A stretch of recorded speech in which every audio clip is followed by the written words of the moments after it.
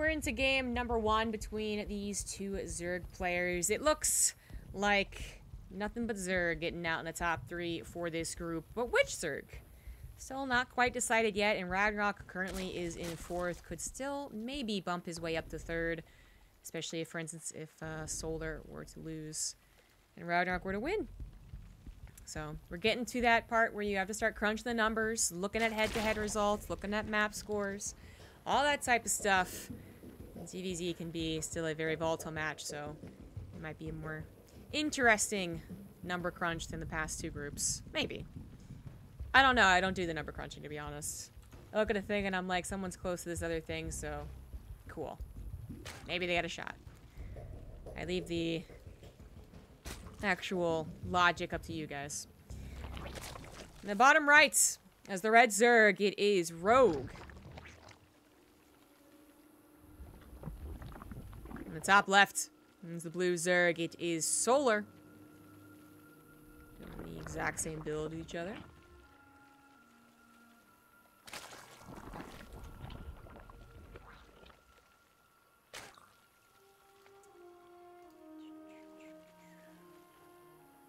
Currently, Solar holds 2nd place and Rogue holds 3rd. So their head-to-head could also determine perhaps who makes it out 2nd versus 3rd. They both would make it into the round of 12 regardless of that. It's Cyril who looks to be making it into the round of 8 with his 1st place position. But it also would be just really sucky if you do start suddenly just like tumble down, lose both of your next series. Ragnarok wins both of his next series and you went from an okay position to, oh shit, I'm about to lose. Ragnarok is currently facing Innovation, who is, like many Terrans, interestingly enough, having an off day. Who'd have thunk it? We've already gotten something to talk about. It's not an early pool, but it is a very early lair. This was, in the past, maybe 8 to 10 times going to be the Nidus worm all in, but nowadays we have the faster upgrade eventually going into an attack later on in the mid-game, which might just be what Solar is setting up to do. It looks like Rogue's going to get the full scout in the main base. Really nice there. Something that Solar did not want to let have happen. The more your opponents in the dark, the better. It's even going to live long enough to perhaps see the actual lair finish time, so that's pretty nice. There's only 1 queen, and it's going to... Oh, there it is. I just missed it crawling up the ramp. I was like, I know there's 1 queen. I just saw the lair being finished already. The Lings over in the natural might have seen the double gas taken. Nope, not quite. It's going to be a Spire. Oh, so secret option C. The build that I say doesn't really happen too often anymore is now happening. That's something that Rogue does not know about. Now, his Overlord could, theoretically, I suppose, go into the natural and see the 3 gases, but he would not be able to scout the 4th, so. He would also be able to see maybe the lack of Wiggly Jiggly on these buildings at the front, but Zergs very rarely move their Overlords away from the Ling spawn positions. You know, this one sees Lings, this one sees both Lings and the 3rd base timing, so you don't often see them scout beyond that with their Overlords, but they will scout with their Lings. Now, Rogue just built a bunch of Lings right there. Regardless of what Solar was going to do, he knows there's going to be potentially a weakness to just a flood of units, where regardless if there's a wall, and there's no wall, Solar, what are you doing? Did the Overlord really not see that? What the? That's game. There's just no...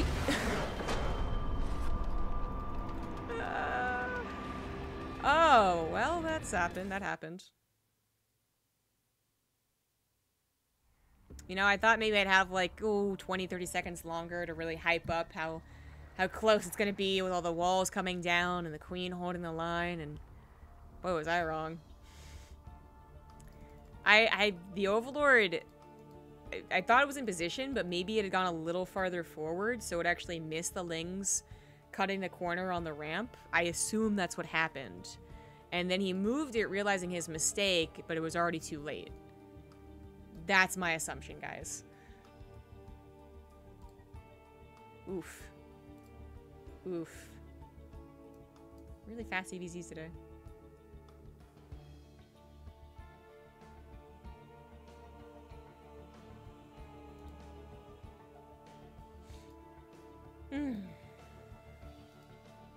I don't think the referee's prepared to make the second game, guys.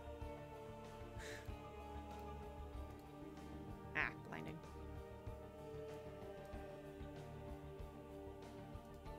What happened? As I said, I believe the Overlord just missed the Ling Flood. He was thinking about everything he was doing, all the tricks he was doing, and realized that Lings are coming his way a little too late. Solar is in the second place position, as I was talking about. If he loses to Rogue, that does put him still in a bit of a hot seat.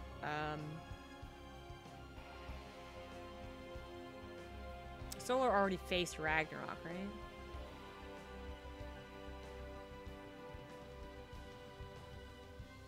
Wait.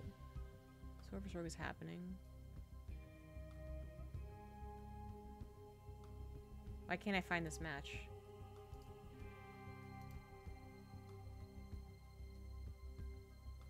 Ragnarok 2-0 Gumiho. Ragnarok 1-2 Rogue.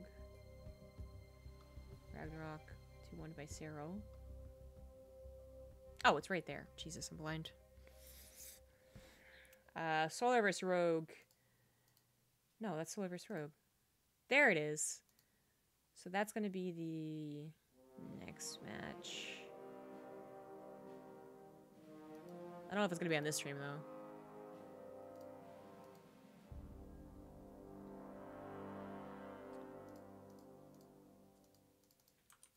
I'm trying to figure out what mainstream will take, because mainstream wants to take the big, big names, of course, but it also wants to take the most important decider matches, what actually decides people advancing through the group stage.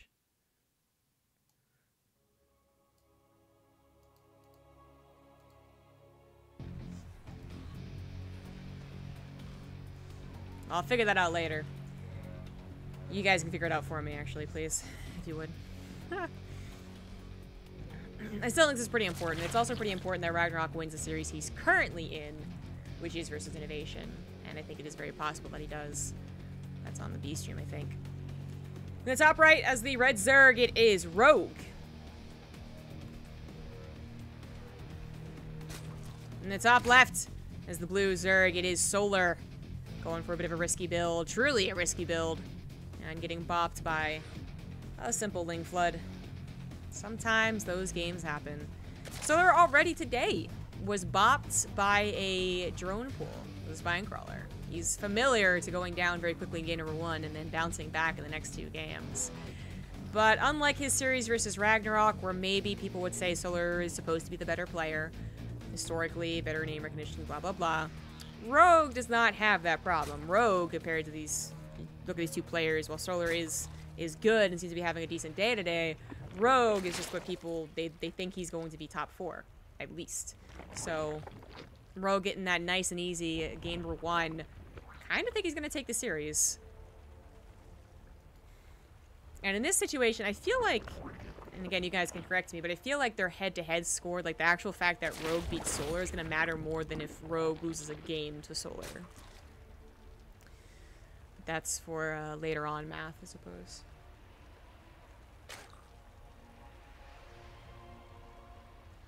Yeah, I'm thinking mainstream will take Solar Ragnarok, because I think it'll be one of the deciders for the group.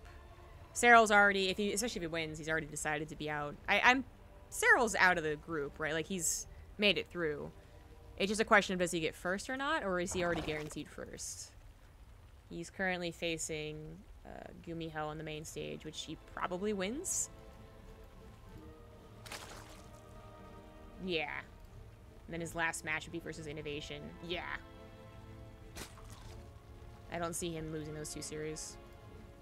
Well, anyways.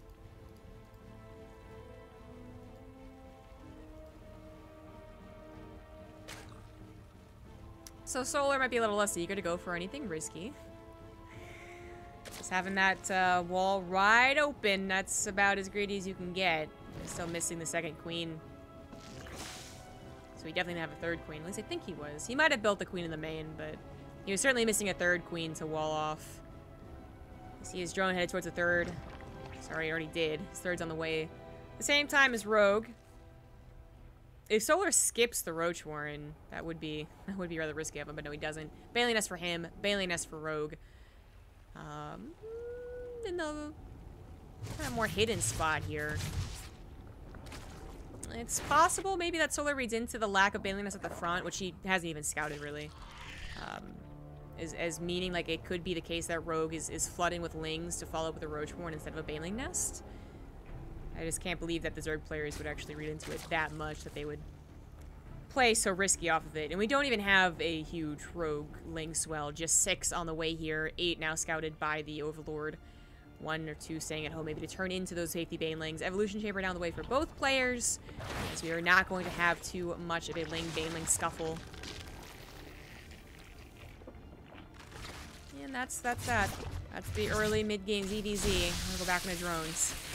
And we're gonna add on a Roachborn as well for both players, unless someone really wants to mix things up. Assuming both of them start with that +1 missile. Bit faster of that layer for Solar as Rogue starts his +1 missile and a bunch more drones a little bit sooner. Lots of gas now being taken by our Blue Zerg. The lair timing was not scouted. The one Ling that tried to make it in the main base was sniped. But how about these ones? This is also sniped. These ones bypass the Baneling, trying to get as full scouting information as possible, which does eventually include these 2 gases, just not quite yet. I'm getting a little... I'm wondering here. Solar with no Evolution Chamber upgrade, putting the first 100 gas that he could afford in that lair instead. I'm kind of feeling Aspire again when he do this. No Roachborn, no upgrade. As long as you start the upgrade, you can kind of push off that Roachborn for a while. Yeah, it's the Roachworm, but is that just going to be for protection? Just going to be for the wall? No, he adds on the +1 missile. Okay. Huh. I feel like I like Rogue's order of operations here so much better. Oh, nice grab on the Queen here. She was looking to push away that Overlord. And she almost got it, too. Oof. Not quite. Alright, yeah, it is going to be also Aspire, so... Okay. Yeah, so that makes more sense in my brain. So you're still going to get a lot of minerals and gas. You're going to get a decent number of mutas, but you are also going to transition back into the Roaches. Also really keeps up appearances for the Ling Scouts, so that maybe they will not anticipate the Spire whatsoever. But if Rogue makes an Overseer, well, then you're kind of, you're going to be scouted. But is it the worst thing in the world to be scouted when you do this? Not necessarily. Unless they were already gearing up for an attack with that +1 missile, then maybe you would be in a bit of trouble. But that is not something that Rogue is doing. Family connection, not too important. Ling's going to the 3rd base, going to scouts. Really nothing. All of their gases for both parties have been taken.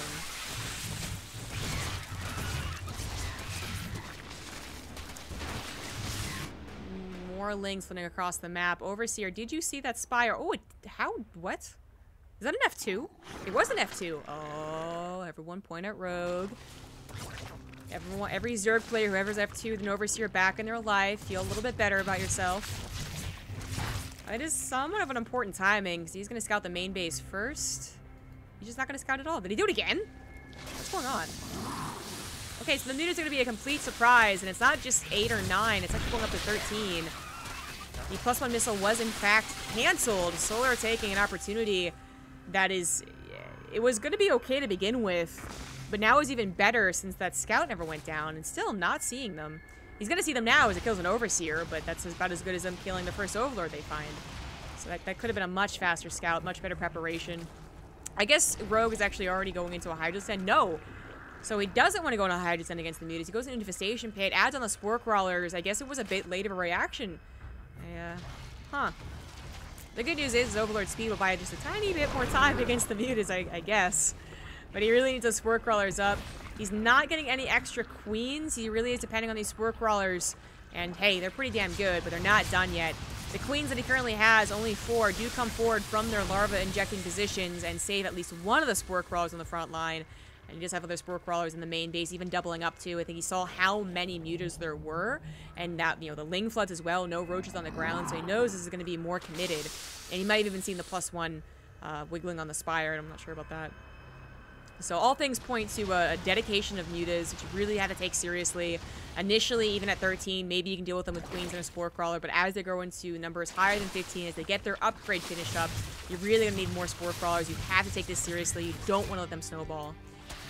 But, as I often say, it's not just about the mutas when you go for the style. They're chasing down Roaches right now. The Rogue is trying to get across the map with Tunneling Claws, but already so many of them dead. 9 drones go down to the Lings.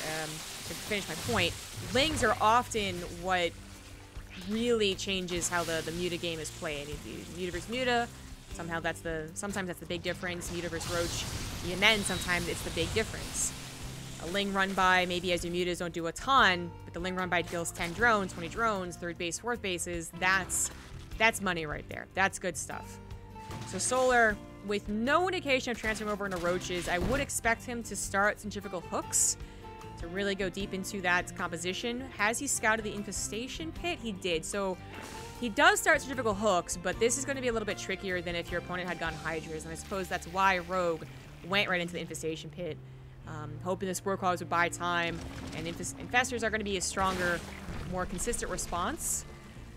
And you get them so quickly as well, you hopefully don't have to worry about the patching glands. That might be something he eventually gets, but damn, he's got a lot of Infestors. He's going up to 13 Infestors. Solar's going for an attack, and this is before Fungal's ready? Oh. Cannot burrow Fungal, so I can't see. Can't quite tell. I think he has some Fungals. The burrowed Roaches really didn't do a whole lot. Rogue is in a bit of a awkward spot. The best thing he has going for him right now is that he has +2, and his Fungals are prepared. There we go. Not all of the Infestors have Fungals, though, but Infested Terran's very good against air specifically. He took care of the Banelings, no problem. There goes the air attacks from the Infested Terrans, and man, is it really, really good. It's just a question of can you actually get the Infested Terrans in place. So you see Solar's army quite injured. The Fungals, a lot of them did die to the Infested Terrans, but still at 25. As long as he's not Fungaled again, caught in a trap, he should be good. He is Fungaled again, however, but he sees that maybe there's not a second Fungal, and there wasn't. So Infested Terrans this time desperately being sent out. That wasn't over a Spore Claw this time either, and there's only 2 Queens helping. So he only lost 2 Mutas with that attack. Maybe a few more, and he's reinforcing, I'm not sure. But the point is, he didn't lose his entire Mutaflock, which was very possible. He was so clumped up. Another huge Ling swell as well. He lost the Banelings, he lost the Lings. He needs to be able to defend against this. Where is the Overseer? Burrow, Tumbling Claws could save some of these Roaches, but Rogue chooses to just kite back and take what he can down with him. The Overseer is a little bit slow without that speed, but it would have been here eventually. And Rogue does lose his Roaches, but over here we have more Shark attacks. As long as Rogue can hold on to his 4 bases, Solar is getting kind of all in with this. He's at a decent drone count, but he's not expanding, and that's one way you could definitely play the Mutilating Baneling game, is to just overexpand, constantly throw bodies at your opponent, but not when you're going to start running out of minerals. Once again, running on top of the Infestors. The Overseer a little bit late to the party. It could also be sniped. In fact, that might want to be sniped. 3 Spore Claws on the top side, not in range of that, and the second Overseer comes in, so many Infestors have died. Also, the Spore Claws, I guess they were coming from the 3rd base, so many the drones are going to go down. As soon as I say, as long as Rogue holds onto his 4 bases, he's okay, and then he gets broken. Oops, my bad. Sorry about that, Rogue. His idea of how to defend against this was so cool, but a couple of things really went wrong here. By the way, Tumbling Claws Roaches didn't do anything on the other side of the map, and Solar is going to take game number 2. But there's a couple of things I think that went wrong. In the last about minute here, I think it was not having Spore Claws a little more spread out, or maybe even just more Spore Claws in general. But also, I think it was a lot about not having Roaches back at home. As soon as Solar realized there was going to be Fungals, first of all, he was really aggressive, so he was just playing with fire, but it worked out. And kudos to him for that. But also, he just stopped making Banelings. He just ran bodies at them, and Fungals are actually kind of silly against Lings, aren't they? They miss half of them every time they shoot out a Fungal, and then with such low energy Infestors, you don't have as many as you would like for the Mutas. GG. And if the Roaches had been at home, then maybe the Lings don't get to surround, maybe the Spore Crawlers and the Queens live with the Infestors safely behind them, just waiting to pounce with a Fungal on top of the Mutas. But every time Rogue tried to do something with his Roaches, they were just taken out in the middle of the map. And Solar, with the very strong attacks over and over and over again, did end up working out. So ace match it is between these two guys.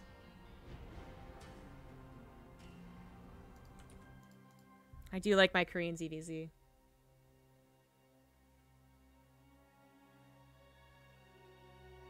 This chat's better than main chat? Well, that's what happens when there's 20,000 less people.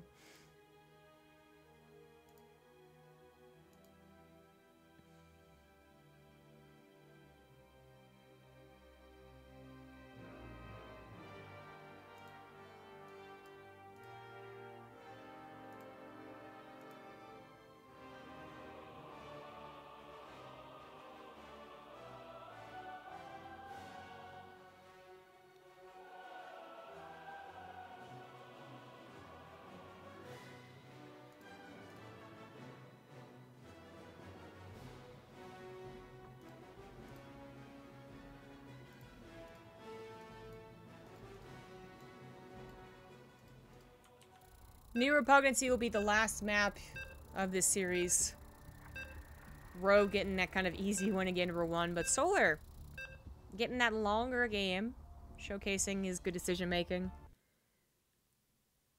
I want to say good micro as well, because it's usually just a part of StarCraft. You know, like, oh, he won the game. He had good macro and good micro. Golf clap. But I'm actually not sure that was a lot about the micro. I'm trying to think. I'll think more about that after the intros. In the top right, it is the blue Zerg Solar for TS Gaming. And in the bottom left, it is the red Zerg Rogue for Jinair. He did focus fire the Mutas. So I guess there's that. It seems like it was just the sheer number of units that Solar had was really what won out more than, like, you know, the amazing target fire on the Infestors over the Queens. Because there were never a ton of Queens. There were never enough Spore Crawlers. And the Infestors never had enough energy. So it was less about micro to me, but more about the decision making. The choice to say, okay, those Infestors still don't have enough energy. I'm going to dive on top of them. But micro always plays a part, doesn't it? So Solar's really trying to push this Spire angle, isn't he? First game he tried it way earlier than last game, and, well, that didn't work out. Last game he did a bit of that trick. He did not go back into Roaches. He did not go pure into Roaches. He did go for the Spire and then dedicated to the Spire, something that Rogue was a little late to scouting. I think I'm going to take this time to really just overemphasize how different the 15 seconds could have been to Rogue's defense. Spore Crawlers are done. Extra Queens could have been made. Infestors might have been a little bit earlier, so that 15 seconds could have been 15 extra seconds worth of energy. Is it? I mean, was it 1 tick of energy per second in Heart of the Swarm time? So what is it now in Legacy of the Void? Anyways, the point is that is the difference between having the 13 fungals he was hoping for all those Infestors versus only the 4 plus all the Infested Terrans he had to throw out. F2. What a drug, man. And that's the only thing I can think of as to why his Overseer was being sent back, by the way. I'd hate to say he's F2ing and, you know, not give credit to Rogue's amazing ability and history and experience to actually control group things, but we have definitely seen and confirmed pro gamers still using F2. Whether they actually have it still bound to F2 or bound at all, they can still click on it. That's what I do. And that Overseer didn't have any other reason to go back home. I can't imagine what it was control grouped with, too. If this was a Roach vs. Roach game, then it's probably control grouped with Roaches, but that wasn't the case. It was definitely a scouting Overseer. So that was maybe even the biggest part of that ZVZ, in my mind. But on top of that, perhaps Rogue initially not underestimating Mutas, eventually did underestimate Mutas. Maybe you could also say that. Third base to third base, but Rogue with a much faster, well, I don't know if it's a much faster Baneling Nest, but he does have a lot more Lings on the way. But Solar has so many Lings on the way, and he's not building a Baneling Nest. So that Roach Warren Fault I was talking about last game, that is what Solar's going to do here. So he's going to apply the pressure, keep Rogue defensive, keep any Banelings defensive, and then by the time Rogue clears up Solar's Lings, Rogue will ideally, Solar will ideally have that Roach option to defend with. It can be a bit of a risk, though, for sure. If Rogue was planning his own Ling-Baneling swell right now, and he had 2 Banelings morphing in over here, and then Banelings already morphed here, and he deals with them, deals with these Lings as soon as possible, the counterattack is still very scary. This timing is... it's clutch. But it can work. Solar now making a ton... Sorry, damn. Do they swap colors? What am I doing here? Rogue is making a ton of Lings. He did see the Roach Warren, so that might be exactly why he does it. He wants to punish that Roach Warren, and even with 6 Roaches, you need a nice amount. If your opponent's going to go for 30 Lings, you're going to need more than that. You're going to need a wall up against your Roaches as well. Rogue is not spending much time defending his third base. He's figuring the third base will live. If he had drones there, then that might be a problem, but he doesn't have drones. So he is going for the attack. He's headed towards his opponent's third base, hoping to get the snipe there. He gets the full wraparound, and unfortunately the Roaches, with their fairly slow DPS, might not be able to save that. But he doesn't actually go for the wraparound. He instead gets a couple of Roaches to pop out from the natural. Now going to jump on top of these Roaches, but he needs a few more Lings, I think. Here they come now. No upgrades on these Lings, but neither on the Roaches, so some of the Roaches are getting popped, but it is going to be a hold for Solar, and I don't think Rogue made the right decision there. Well, he's still, you know, it's an even worker count. It's just that Solar got to kind of skip that Baneling portion. No gas invested into the Banelings, and they both are eventually going to go into the Roach play. So I guess it's fine, as long as Solar is not planning a big Roach attack, which he isn't. We see more drones on the way, and Rogue could maybe buy more time regardless. So as long as his Roach Warren's done, he's ready for any attack. That's ZVZ, I suppose, right? The clutch calls about whether I drone, whether I tech, whether I make Lings with your limited larva. That supply is looking a bit more... it's dishonest. We have Roaches versus Lings, so I think Rogue is okay. There we go. Now he jumps up in supply with his own 8 Roaches. But my question, is it more drones after this? With an evolution chamber coming down, I would suspect so. Okay, it is. Solar now starts his lair. Rogue should be starting his as well. He has, at this point, fallen way behind in the drones. He made 8 Roaches and then added even 3 more on top of that, when it really should be all the way back into droning. That could be a significant difference. This is a 14 worker difference as opposed to, you know, 10 and then 8 and then 4 or something along those lines. He is going to use his Roaches to fake an attack, maybe? Just to get Solar to panic a little bit? There's really nothing else he can do with his Roaches. He was maybe a little bit afraid of Solar sending his across the map, so he overmade. And now he has to do something with them, because he's probably figuring, oh god, Solar's not sending anything across the map, and he's probably ahead in workers, which is absolutely the case.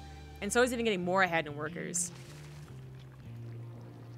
If Rogue were to now set up for some type of +1 timing, his +1 would be later than Solar's. His army might be, you know, on par, but it wouldn't be bigger than Solar's either. I think Solar just took a lead in this game.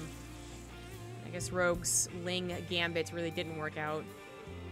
But on top of that, to not be able to read the situation perfectly, fall behind so much in the drones, really, it could really hurt. He's finally back up, 56 to 57. Just took a little while.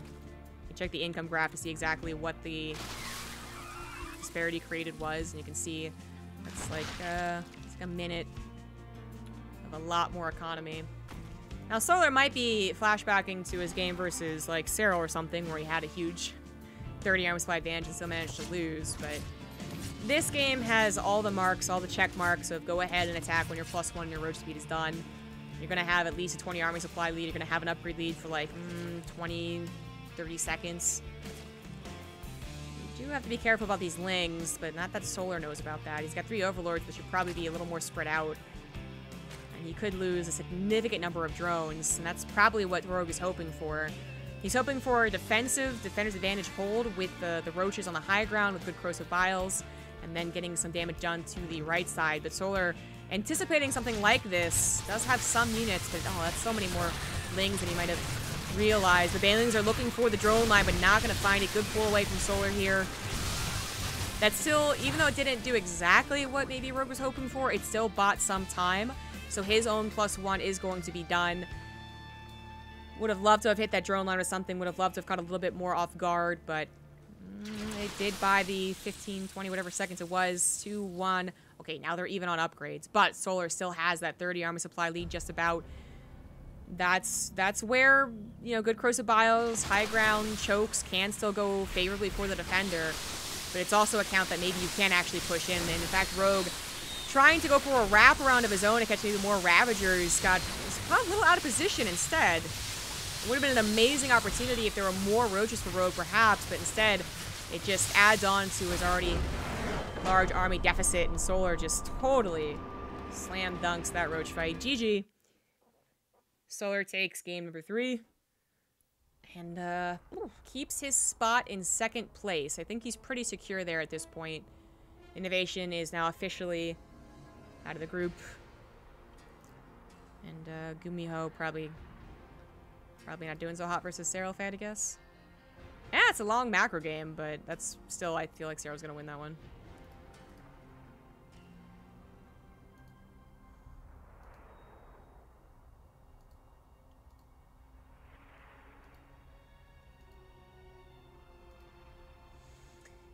So this is now where I'm not sure what the next series is going to be. I feel like because...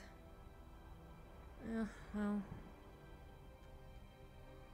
I don't know what the most important match is, but at this point, the mainstream should be picking matches that decide third and fourth places. So whatever that is, they're going to choose it, and then I'll be left with the scraps, which is fine.